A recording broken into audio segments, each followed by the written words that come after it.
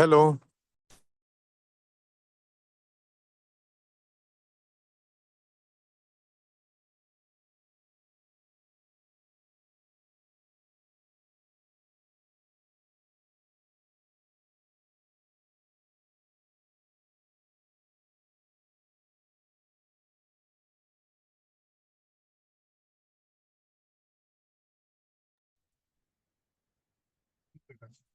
Hello.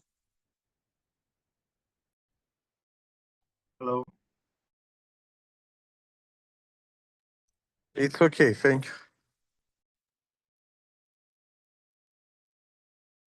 Okay, let's get started. I see people are still joining, but we can get started in the meantime.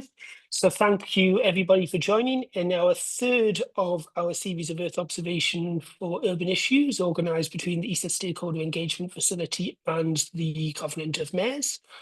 My name is Phillip Harwood. I'm going to be hosting this today. Just before we start, a few technical points. Could you please keep your microphones off unless you're talking?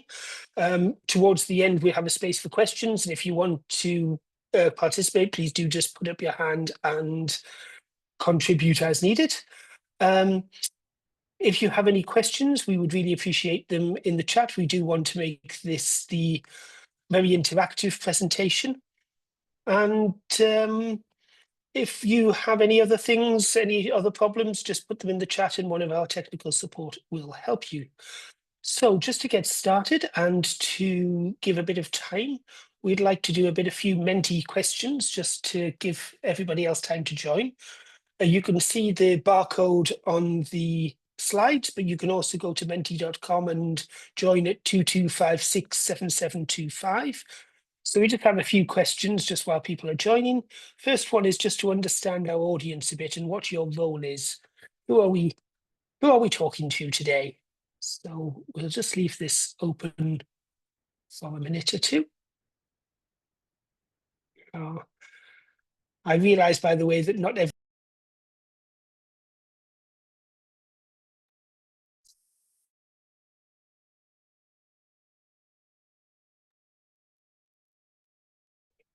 Okay, this is so far a very even.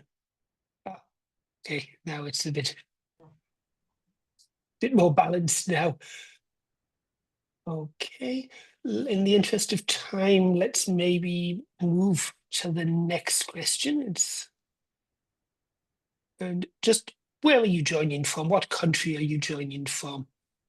Again, for anybody who's just joining a bit late, here's the menti.com code 22567725, or follow the QR code that you see on the screen. Okay.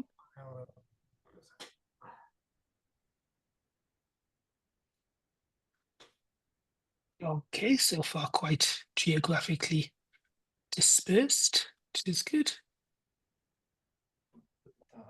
Just give another minute or so for this one, and then we'll go to the last of the introductory questions.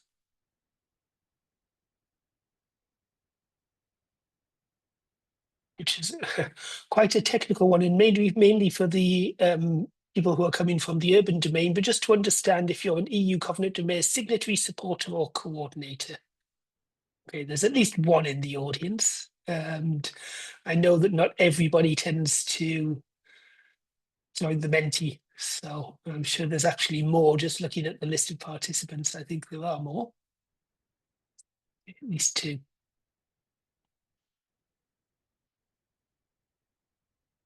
Okay, let's leave that there because we do have quite a lot to get through. So this is the agenda for today. We're going to have a quick introduction. We're going to have our keynote address explaining the context of Earth observation, support of air quality monitoring.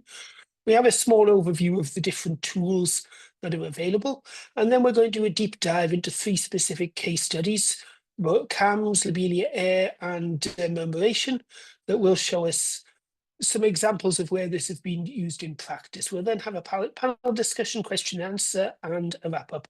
The meeting is being recorded. It will be available afterwards, and the slides will also be made available through the SEF website. Okay, so with that in mind, let's do a quick introduction. I'm going to first ask Alison DeLuise from the Covenant of Mayors just to say a few words, just to set the context here. Yes, good afternoon and a very warm welcome on behalf of the European Covenant of Mayors.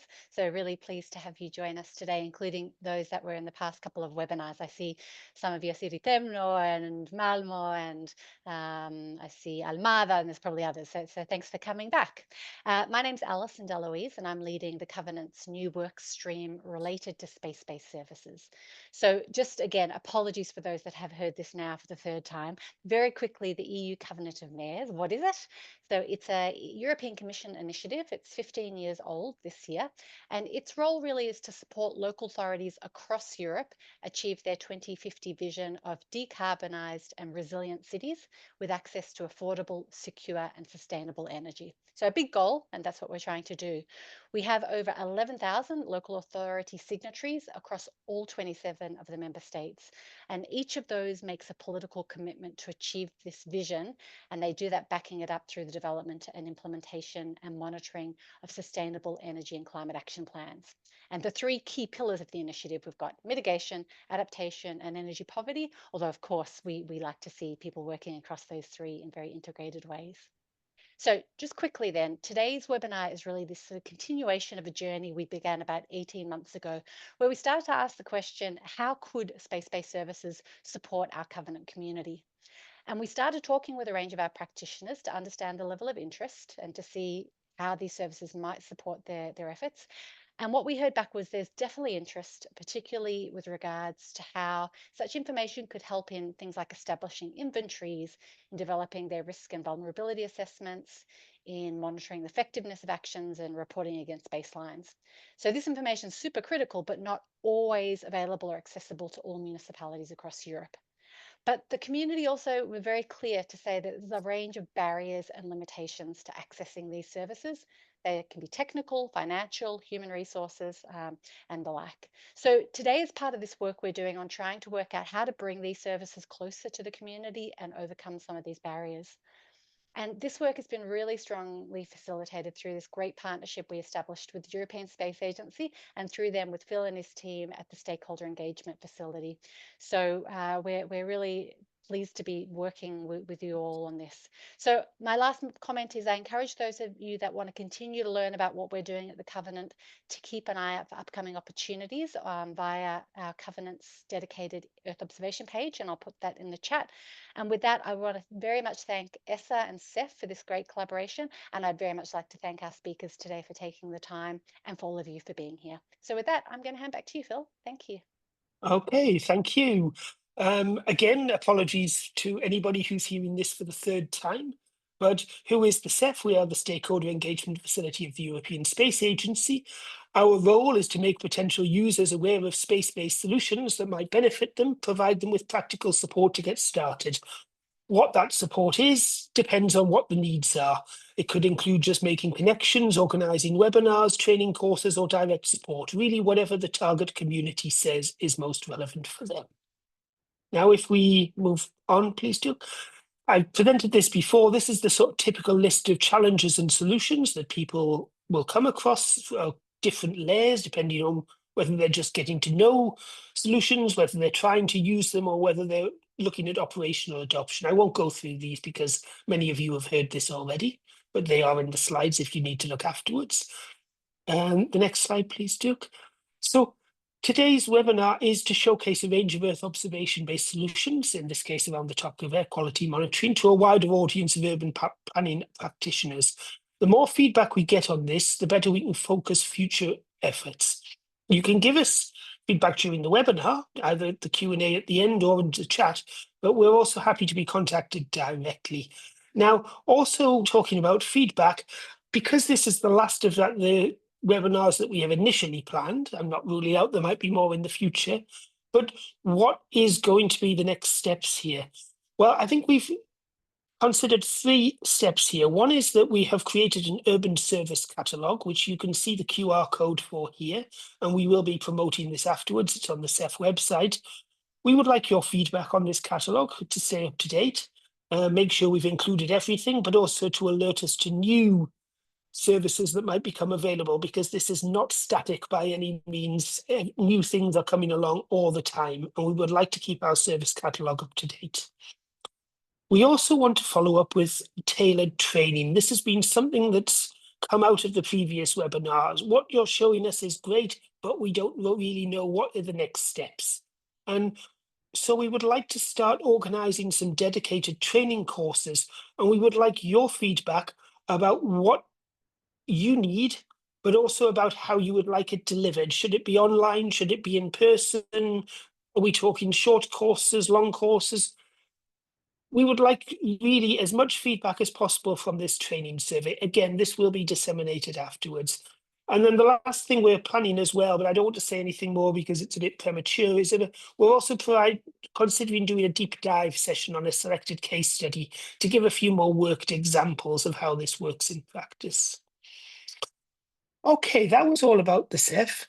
And if we then move on, I would like to introduce our first speaker, Bas Mijling, who is from KNMI, the Dutch Met Agency. He's been working there since 2005 as a specialist on algorithm development, data analysis of air pollutant measurements, and he's worked on quite a huge range of projects, both for ESA and others. So Bas, please take it away. Thank you, Philip, for this introduction, and thank you for the invitation to give a keynote speech here on how we think that Earth observation measurements from satellites can contribute to air quality monitoring. But first, I want to give like a short overview of atmospheric composition, the stuff air is made of, and as most of you probably will know that a large part of the air is composed of nitrogen. 21% is oxygen locally, which we need all for breathing. There's a tiny amount of argon, but the red little piece here, 0.04% of the air, is composed of trace gases, and this is where we're interested in. So one of the important trace gases is, for instance, carbon dioxide, not monoxide. Carbon dioxide is an important greenhouse gas. Ozone is also very important because of the ozone layer above our heads, filtering the ultraviolet radiation for the sun. But if it's at nose level on the ground, then it's a hazardous air pollutant. And also one of the constituents I'm especially interested in is nitrogen dioxide. I will tell you more about it later on. So how can we measure all these trace gases? So ESA has launched several satellites and will be launching new satellites. As you see, 3 examples here. On the left-hand side is the Tropomi instrument on the Sentinel-5P platform. This is the one we at KNMI at the Dutch Met Office are working a lot with, as we are the principal investigator of this instrument. And it was launched already almost 8 years ago. And this type of satellites is a polar orbiting satellite. So it has an orbit around the Earth at about 800 kilometers altitude. And from that distance, it's scanning the Earth while the Earth is rotating below it. And in that way, it's capable of monitoring the entire atmosphere during a single day.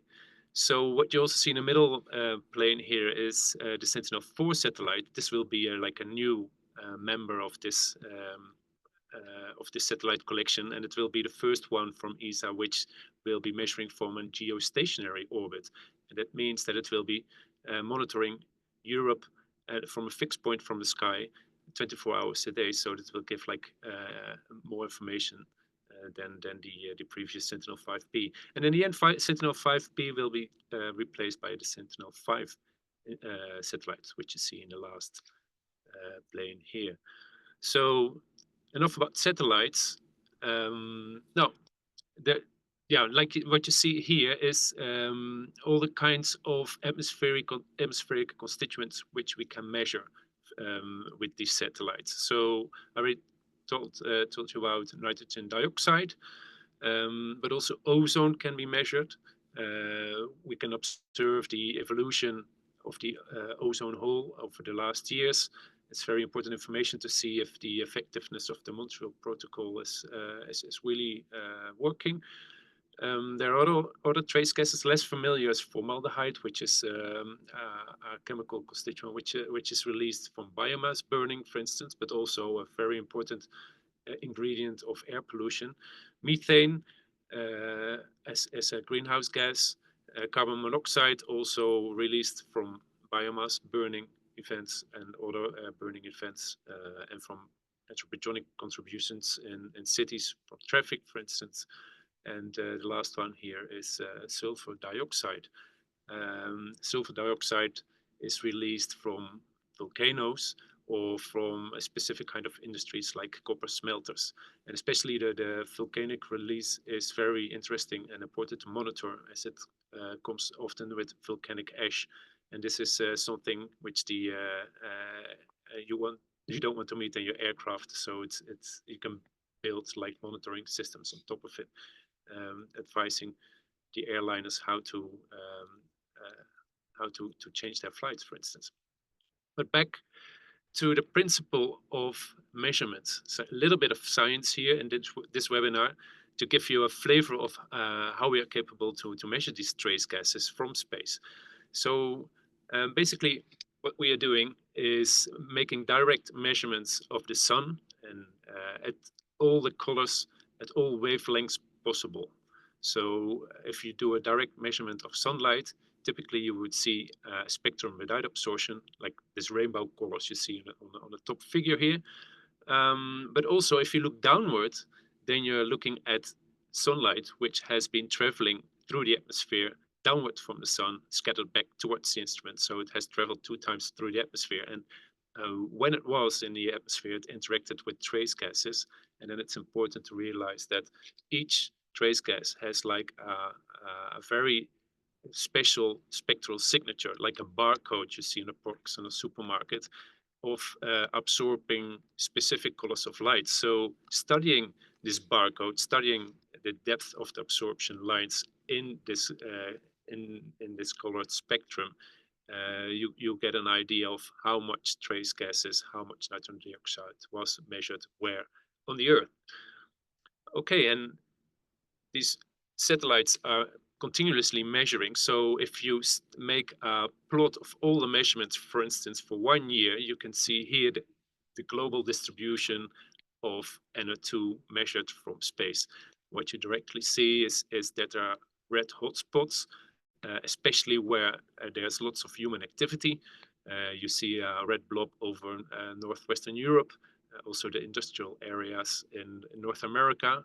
China is particularly active as there's lots of industrialization and heavy industry going on there. But also in Africa and South America, you see the signature of biomass burning, because where crops are burned or where forests are burned, also NO2 is released. And if you look more closely, then you can also see even the ship tracks coming from Western Europe, passing through the Mediterranean towards the way to China. And back, of course. And as these ships are all following basically the same route, the NO2 signal can easily be monitored from space. So let's zoom in at my country, in the Netherlands here. Then you can see that there are some important hotspots popping up.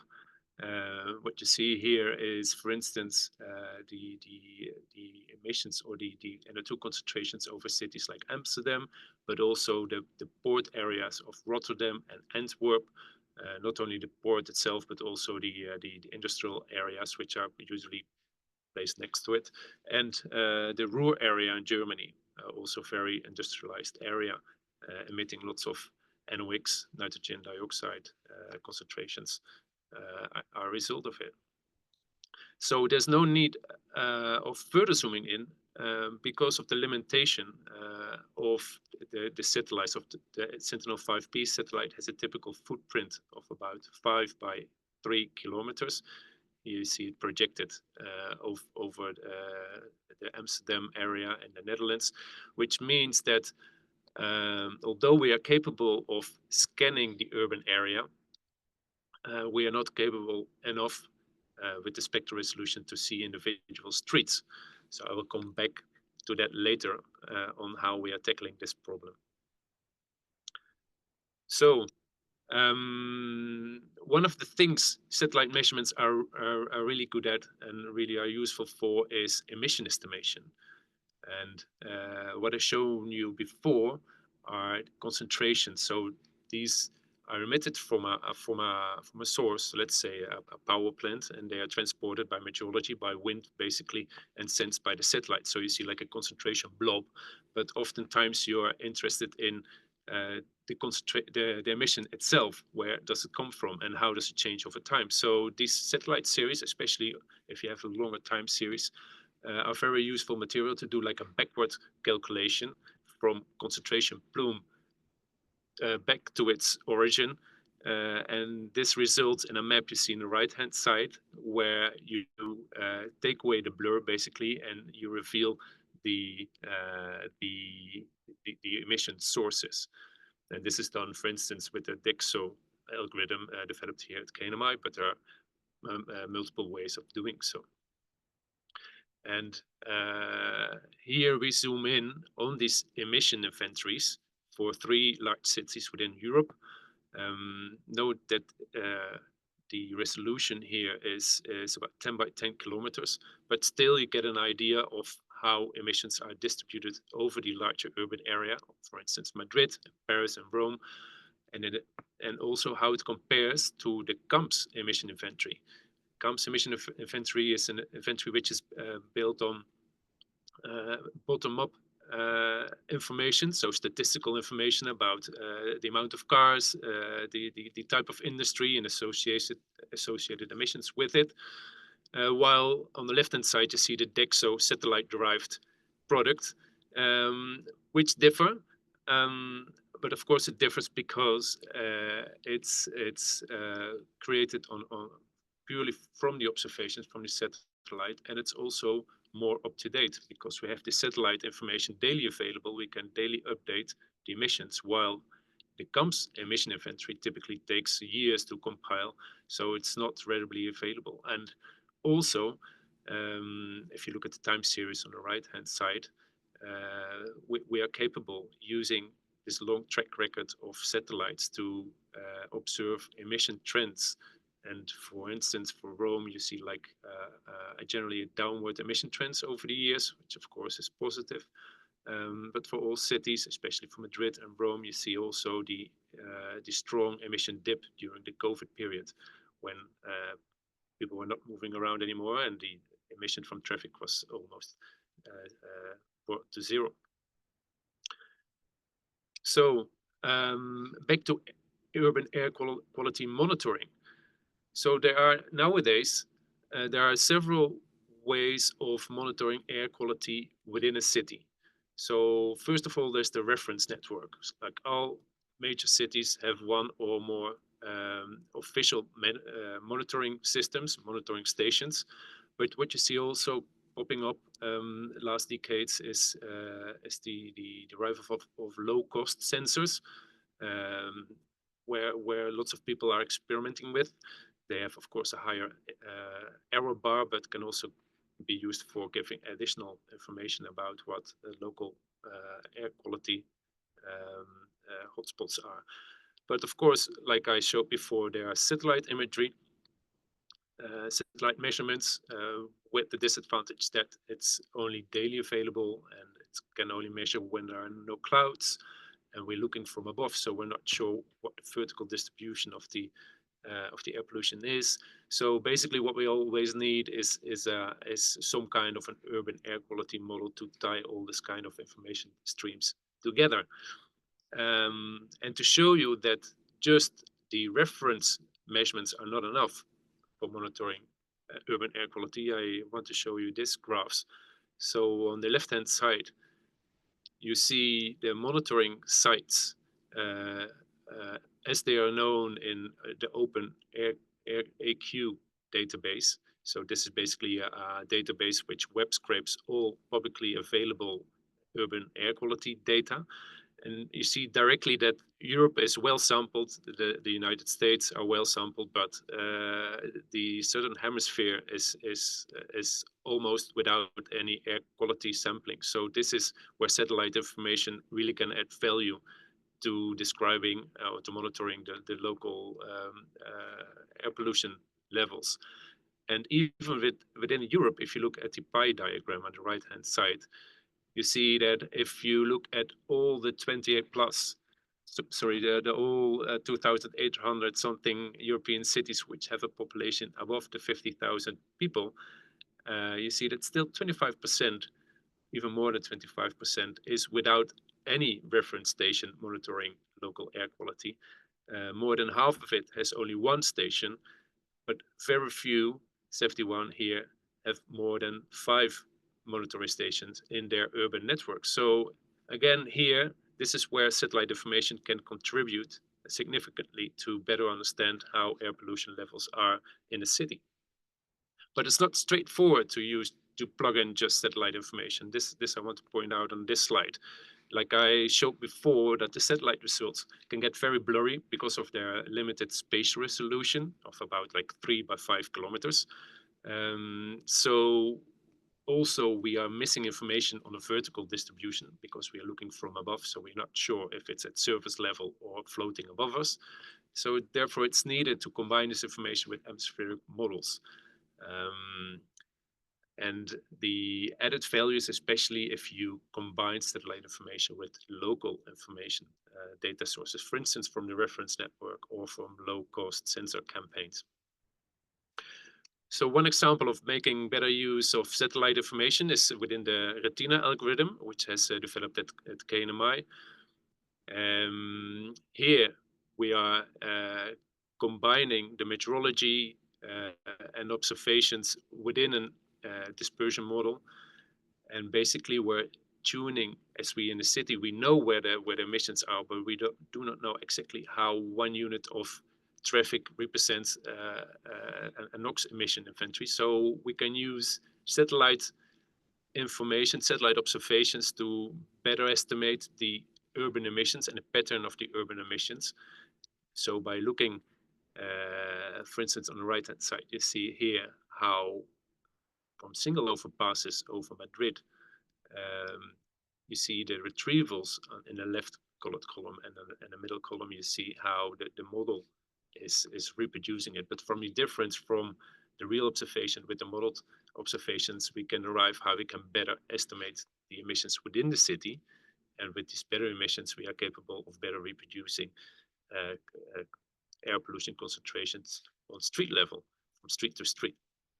So this is almost my latest slide, which I want to show, just to show that some results over the Madrid area here in an average of March 2019, where you see all the street patterns where lots of air pollution is. The blue spot is the Retiro Park, where you have like less air pollution, and it actually it agrees quite well with the local observations, which you can see in the time series at the right hand side. So these kind of systems can be set up quite easily for different cities. In the second use case, Thais will explain more about these use cases in practice. I just want to finish off here with a short outlook and conclusion that the satellite data, yes, adds value, especially for cities which have a very sparse monitoring station. And if you combine these measurements with atmospheric models, then you get very interesting information for policymakers, but also informing the general public better, or having such detailed information which can be useful for health impact studies. So next presentation will zoom in how Retina is used in practice. And I want to shout out again that new instruments from ESA are coming up soon, this summer being launched. So with that remark, I will give back the floor to Phillip. Okay, thank you very much, Baz. Thank you. Just to say as well, we won't take questions after each presentation, but if anybody does have a question that they want to ask, please do put it in the chat. And then at the end, we'll either bring all the questions up, or if somebody wants to get part of the discussion, you can unmute and we can discuss then. Just very briefly, we'd like to just, before we dive into the case studies, just understand a bit more about the audience again, what level you have already used the Earth observation-based services to. QR code is on the screen, but you can also do this at menti.com with the code 22567725. The details are all on the screen there. So, okay, so interesting. So nobody, oh, I was just about to say nobody has it completely new, but somebody did. But interesting, there's quite a few people interested, have done some research, quite a few people done some experimental, and a few who have done this operationally. Okay, this is interesting, thank you. In the interest of time, I think we'll move on. And okay, that's my face, you don't need to know that. Just very quickly, what we have been doing over the last few months, if you go to the next slide, please, Duke, is we've been collating a catalogue of different services relevant to cities and urban areas. Here's a subset from the catalogue looking at the services specifically around air quality monitoring. You can see that some of these are public and some of them are pan-European or global, others are not. Others are private, like the ones that you see on the second slide here. Now, I won't read this out. We did put a link to this catalogue in the chat and we'll circulate it afterwards. So please do look. One thing I do want to say once again is this is very much a work in progress. We are becoming aware of more services all the time. We'd like to keep this up to date. So if you see anything missing, please do keep us informed. Do let us know and we'll try to keep the catalogue up to date. I think that's all I wanted to say here. We're now going to dive into 3 case studies. The first one is actually a public one. So it's the Copernicus Atmosphere Monitoring Service.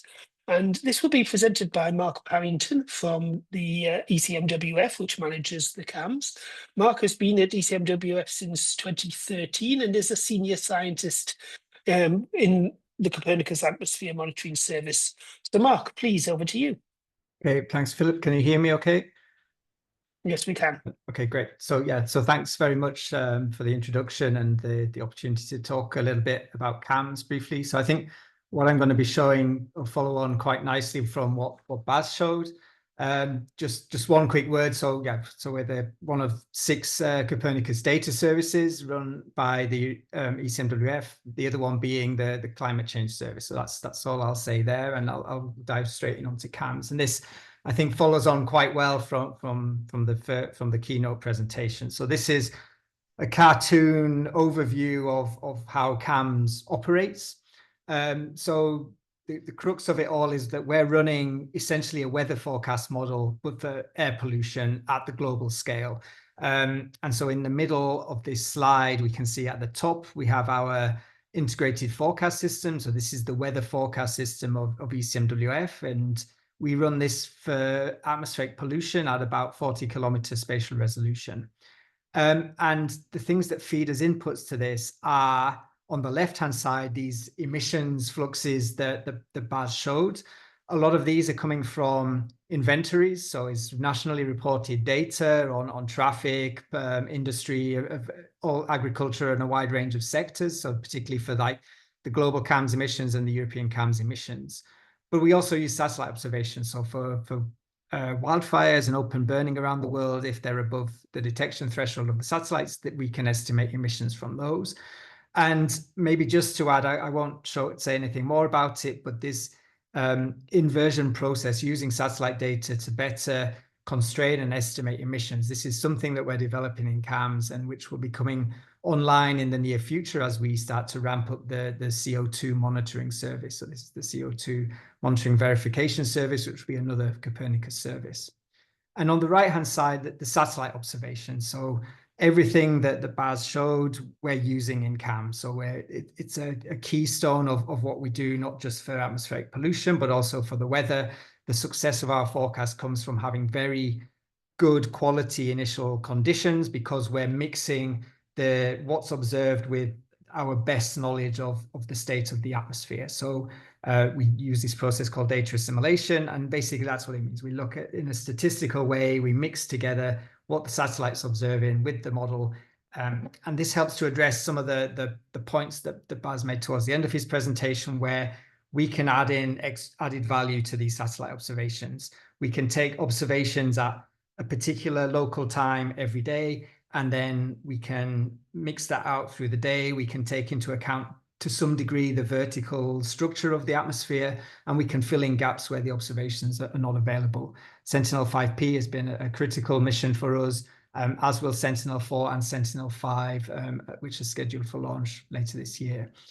From this global service, we take boundary conditions for an ensemble of 11 regional chemistry transport models, and these run at higher spatial resolution, 10 kilometers over Europe. And in this case, we also take into account the regulatory network. So the EEA network is used actually in this assimilation process for our surface air quality forecasts, but also those observations are essential for evaluation and validation of the regional and global products that we have to give us confidence in what we're providing.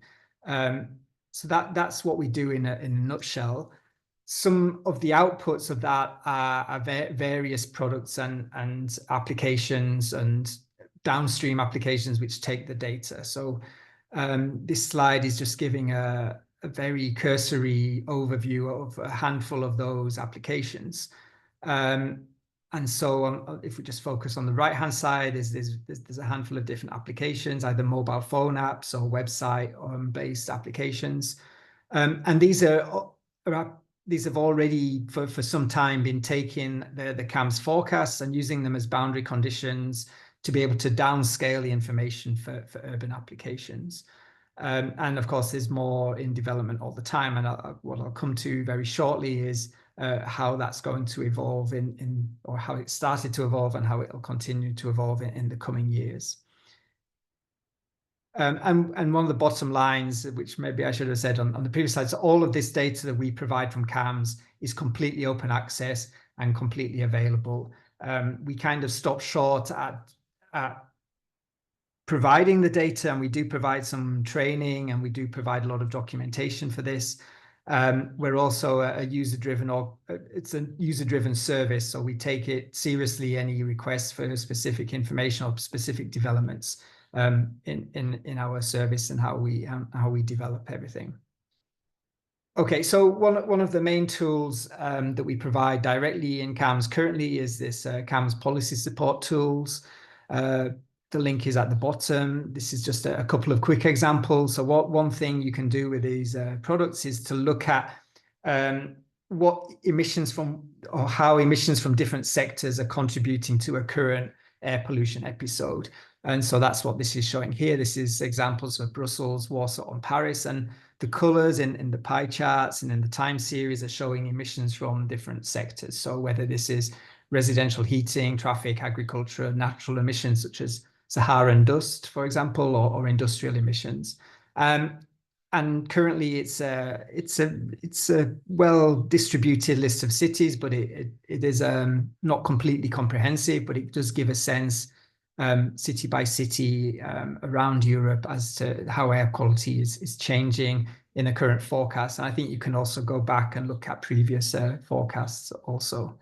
And another tool in there, which is sometimes quite useful, maybe not very fine scale or city scale or urban scale as the sectoral emissions, but is this custom scenario. So basically, you go to the page, there's sliders on the left-hand side of the screen, and you can then basically scale the emissions from different sectors. And what the map will show you is how ozone or PM10 or nitrogen dioxide might change as a result of changing those emissions. So these are just tools for better understanding how air quality could change under different scenarios or under scenarios which are being experienced in the current days. So this has been where we've been in CAMS for quite a lot of years, but then about 2-3 years ago, we've been running this national collaboration program. And this is basically aimed at downscaling or making the CAMS data more applicable at national scale for different European countries. There's a handful of these contracts which are already in place or are in preparatory phase, and they're indicated by the map on the left. And just for the last half a minute or so, I think I will just show some examples of those applications. So, like I said, different countries are applying for their own national applications. Here I'm showing some air quality forecasting done by the Bulgaria NCP for the city of Plovdiv using some different applications, but taking the CAM's regional data as its input. For Italy, they do something similar, comparing air quality aspects across the country for different scenarios. For Germany, also looking at downscaling the emissions, the CAM's forecast from 10 kilometer to much higher spatial resolution across the country. And at the bottom left, for Hungary, they were very interested in looking at what the contributions are to PM10 air pollution, and particularly the contribution of mineral dust transported from the Sahara. So this is quite common for Eastern Europe, that Saharan dust can reach there and make quite significant contributions to surface PM10 air quality on top of the local typical emission sources. So it's a very quick overview. So thank you for your attention. I look forward to any questions either in the chat or in the panel discussion at the end. Thank you. Okay, thank you very much, Mark. And yes, please do put any questions into the chat and we'll come back to them at the end. So now we're going to move from the public facing to some of the more commercial services. And we have a couple of examples, starting with Lobelia Air, presented by Thijs Fontanella from Lobelia. Thijs is the urban projects lead at Lobelia Earth and is an architect and urbanist who contributes to achieving urban resilience through innovative solutions. So I hope that's a good introduction for you, Thijs, and please do tell us more.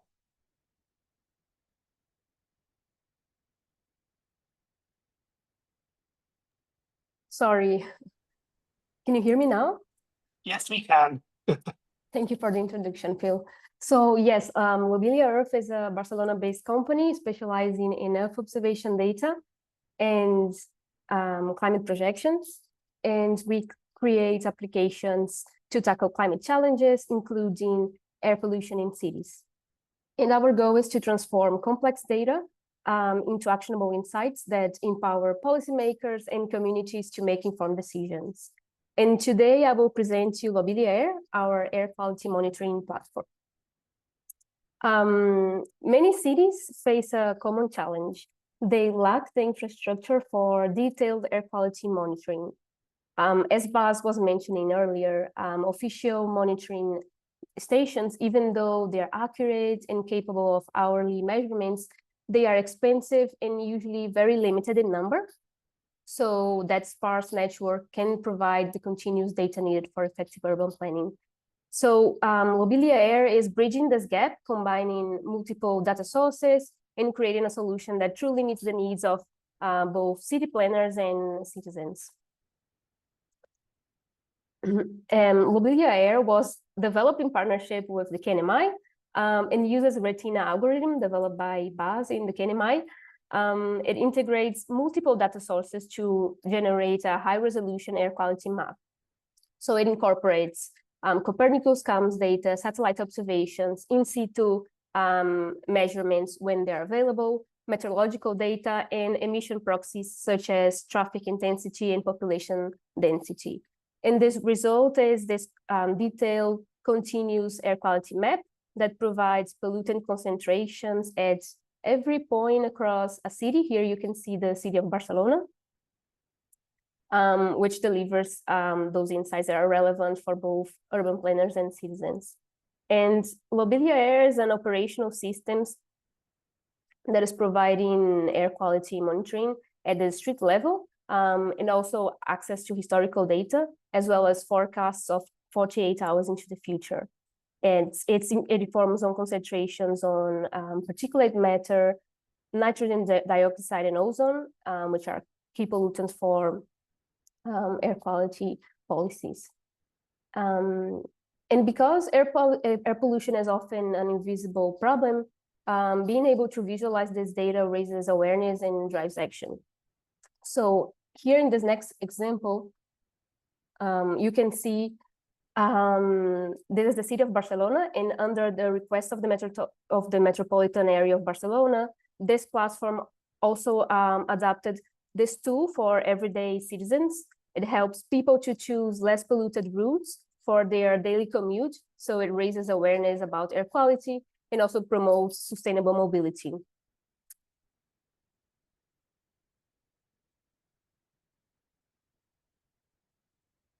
And here you can see that beyond monitoring and forecasting, Mobility Air also enables cities to analyze trends over the past years, understanding pollution patterns, and designing more effective policies. So here you can see the city of Madrid.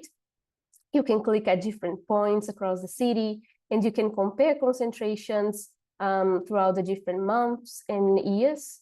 Here you have 2018 to 2024. And you can see the average concentrations, also minimum and maximum concentrations.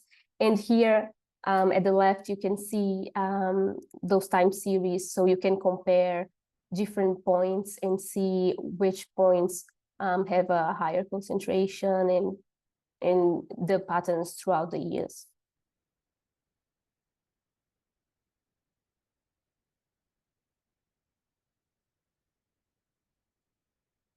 For cities like Sabadell in Spain, understanding those concentrations at the different street segments is being used for formulating low emission zone strategies. So here you can see the average concentrations for a specific year. It was the year of 2022.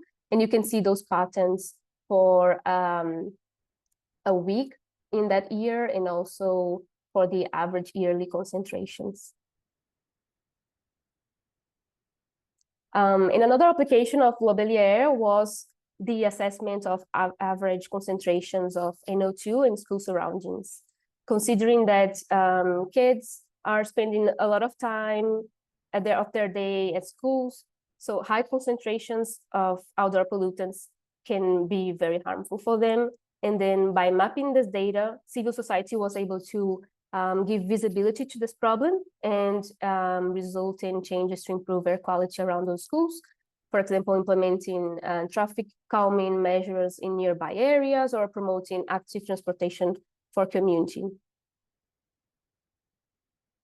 And lastly, here's a final example of how accessible data visualizations can raise awareness and drive action for healthier cities, making complex air quality information understandable and really engaging for the general public. Thank you very much.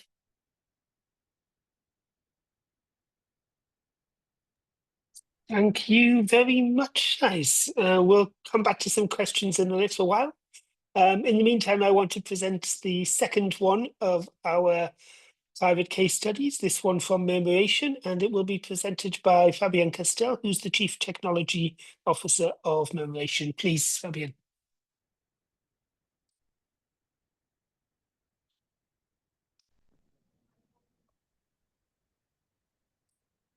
Fabienne, we don't hear you. Now we hear you. Okay. Thank you. Hello. So I will talk about, oh, sorry, I have a technical issue here. Yeah, perfect. So I will talk about a use case that has been developed by Murmuration. So Murmuration is a company based in France, in Toulouse. And we develop environmental indicators based on Earth observation data for public and private users. For this use case, so air quality and traffic monitoring in Sarajevo, this project has been initiated by the EBRD, so European Bank for Reconstruction and Development, and it has been funded under the ESA GDA program under the FAST EO co-financing facility activity. So in this frame, Sarajevo was selected as pilot city to experiment solutions for air quality assessment based on Earth observation data. And the main objective was to first assess the impact of public transport infrastructures improvements on air pollution. and then also to experiment innovative decision-making services based on Earth observation data. So the solution that has been deployed by Migration is based on Copernicus data first, more specifically the European Air Quality Forecast product that you could see on the previous presentations. Machine learning techniques were used to downscale satellite data for high resolution spatial analysis. And using this methodology, the project aimed at examining how urban infrastructure development in Sarajevo influence air quality, with a focus on evaluating the environmental benefits of public transport enhancement. The project also delivered an online interactive dashboard, providing real-time air quality monitoring as a tool for end users.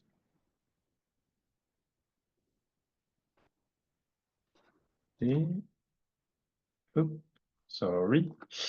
So in terms of air quality indicator and how air quality information is provided to users, as I was saying before, the indicator is based on Copernicus atmosphere data first.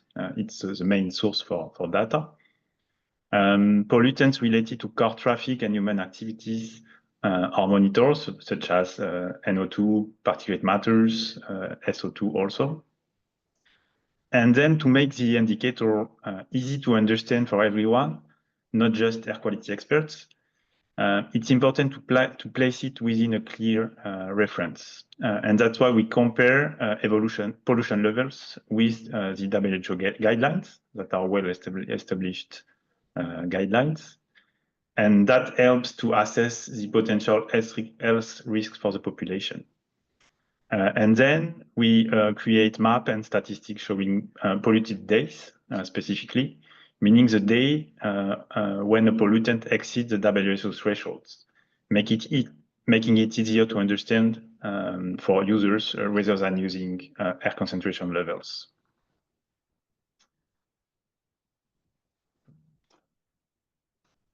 In terms of downscaling Copernicus atmosphere data, so we use what we call here super resolution model. So here the idea is that we gather various data sets. So first, Copernicus atmosphere European air quality data that we combine with key factors that influence pollution. So that will include meteorological data like temperature and wind, human activity data such as population density, land cover, road networks. And then we also include some emissions data from the EDGAR database that is built by the GRC, that is tracking greenhouse gases emissions and emissions that are usually very well correlated to air pollution. Then we also include in situ data that is used as ground truth data to train and validate the model. And for that, we use data from ground station retrieved from the Open Air Quality Open Data API that you could saw also on a previous presentation.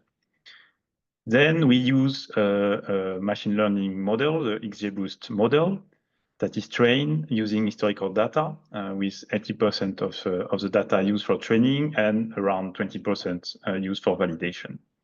And the trained model generates 1 kilometer resolution pollution maps, improving the spatial accuracy that is currently available with open Copernicus atmosphere data.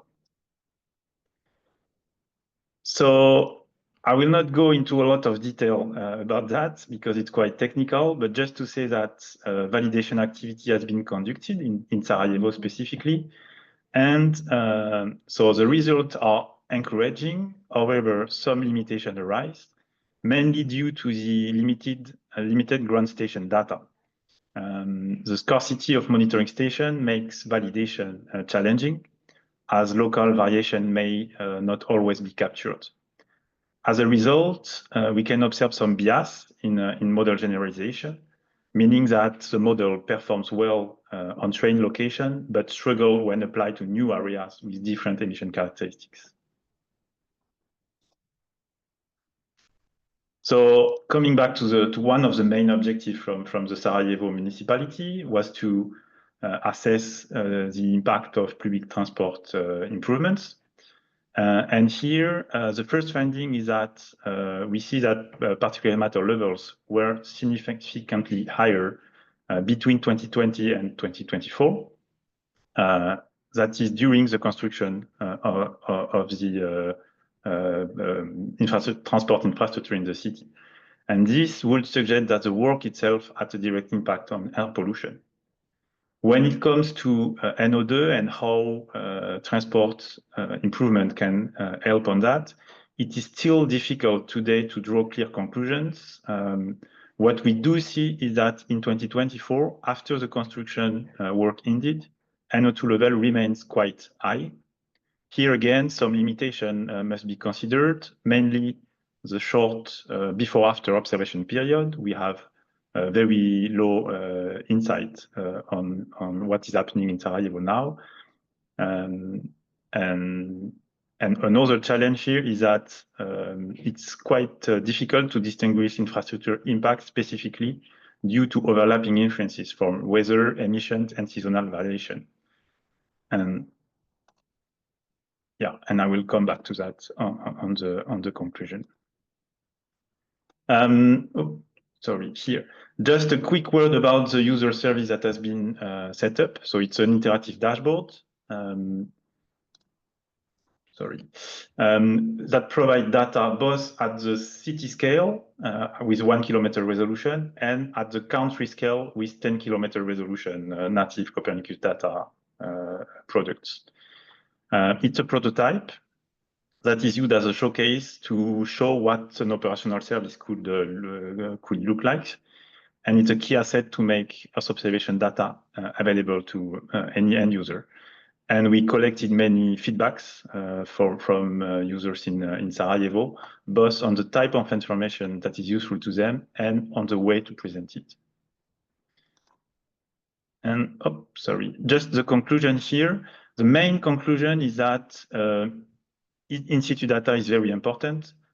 And that does not mean that we need in-situ data everywhere, but that means that a good network of stations providing reliable and open data can be combined with broader scale Earth observation data and machine learning techniques to have efficient air quality monitoring. And that's a message that we had also on the previous presentation.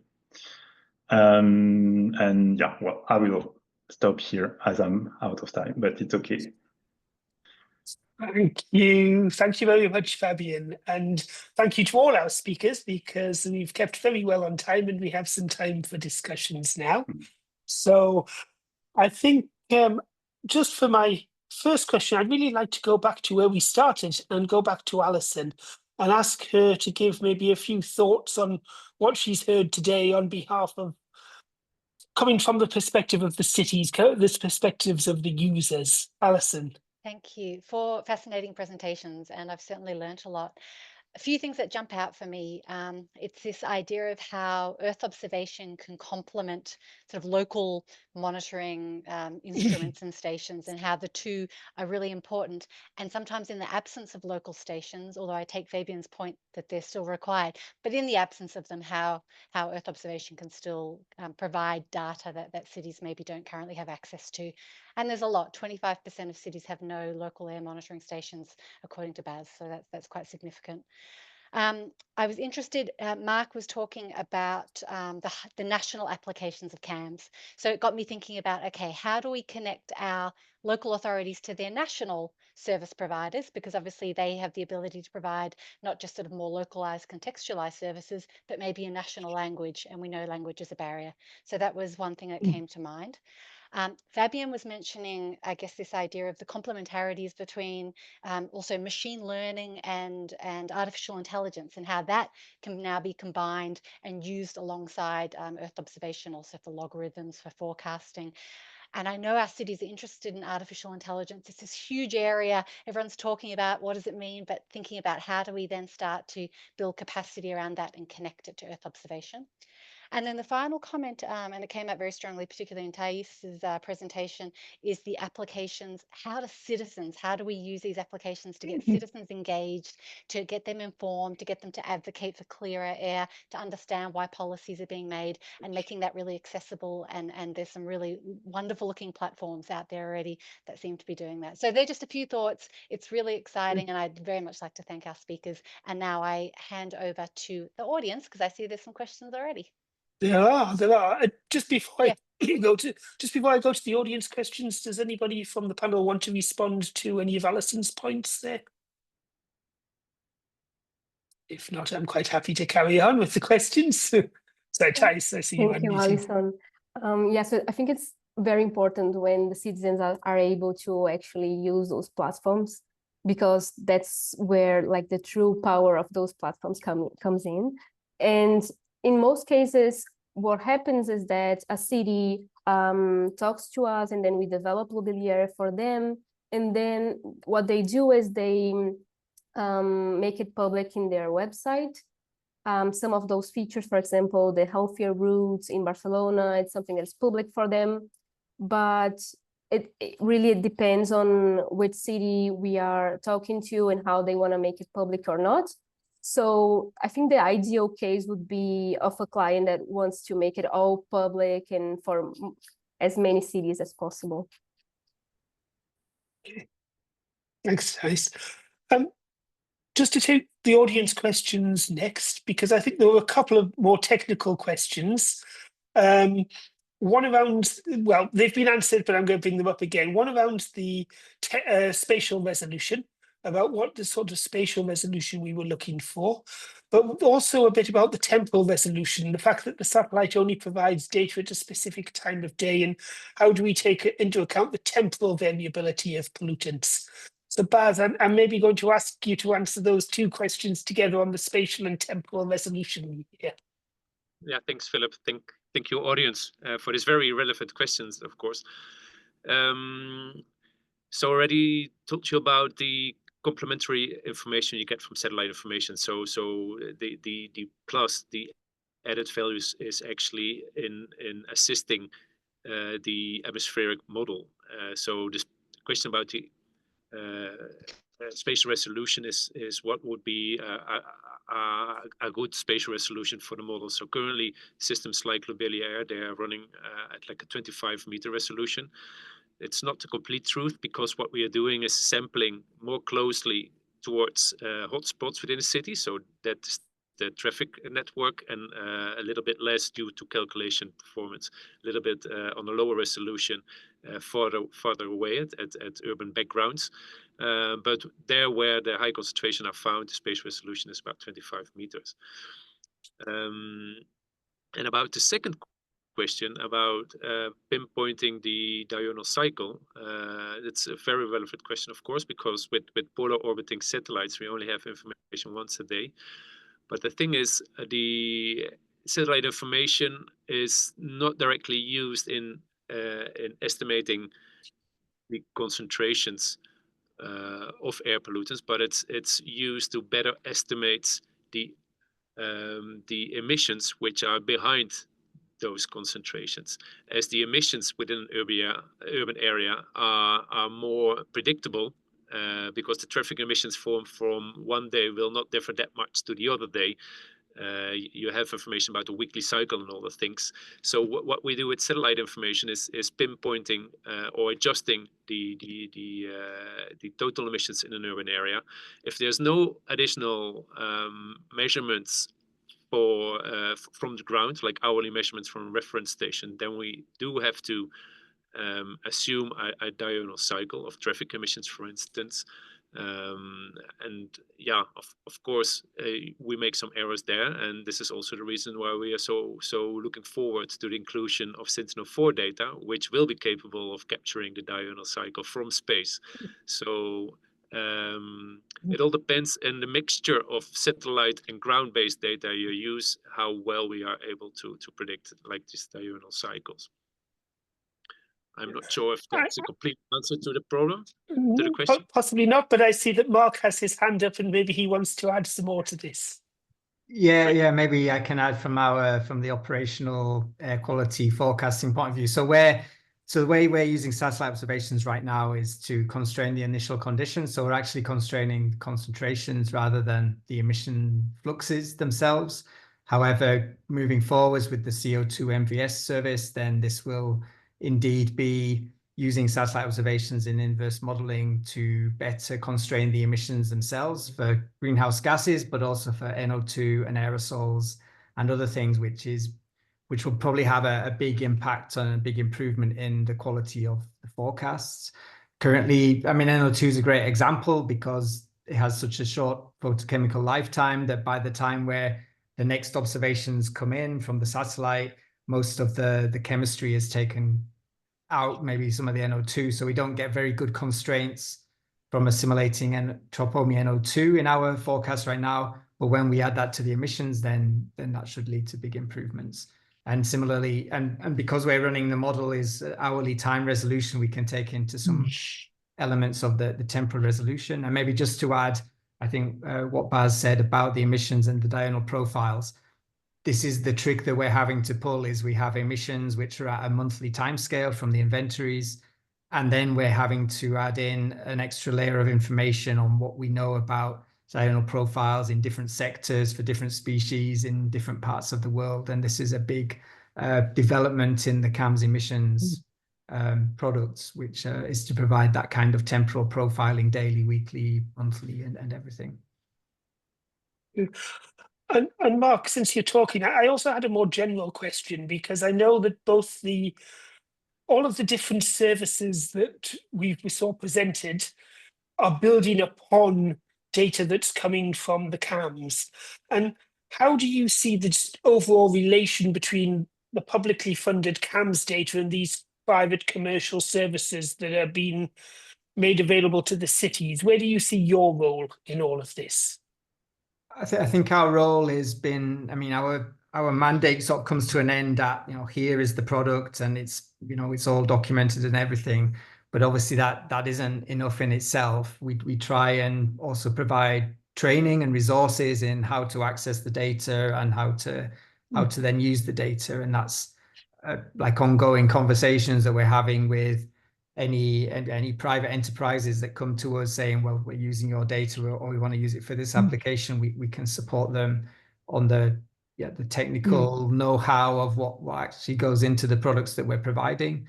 But similarly through the National Collaboration Program, it's through those contracts are not just going through the National Meteorological Hydrological Centres. Some of those are going through other agencies who may not have the expertise in air quality or these kind of products as well. So we're trying to develop and build these training resources and documentation to then fully support the uptake of and application of the data.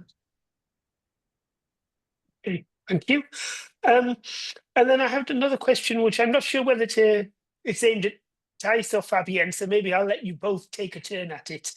You've both alluded to this, but there are several cities who are here part of today, and I'm sure they're thinking, okay, this looks nice, but what really is the conditions for a city to get a service like this? Is there something that has to be done in the way of improving the in situ data, making sure that certain things are available before a service like the ones you've presented can become operational? Maybe I'll ask Fabienne first, and then Thijs can also give her thoughts. Yeah, sure. I would say it depends. That's a short answer, but we have trained models at city scale level, like in France, in Germany, in many countries in Europe. That means that we can provide super resolution data for any city in these areas, even if there is no in-situ data that is available.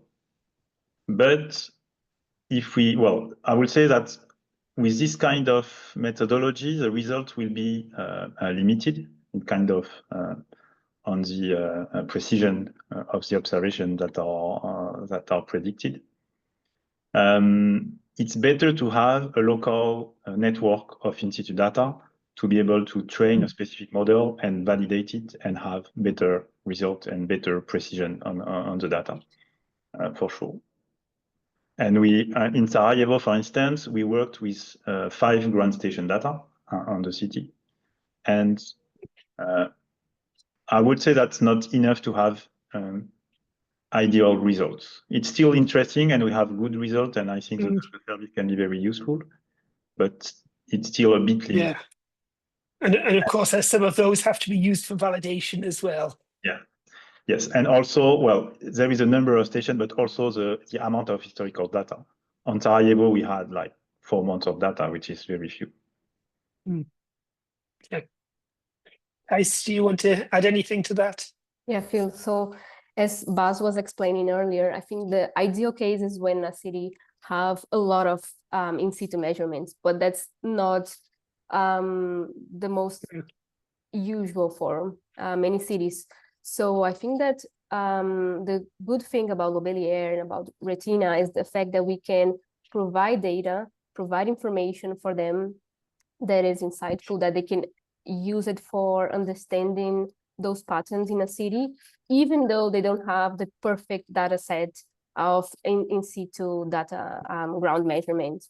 So for example, as Baz was mentioning, we are using different data sources to try to complement this. For example, satellite data, incorporating this, also the emission proxies, the meteorological data. When we combine all this, we have a higher resolution when we have better data, but still for most cities, it's very valuable.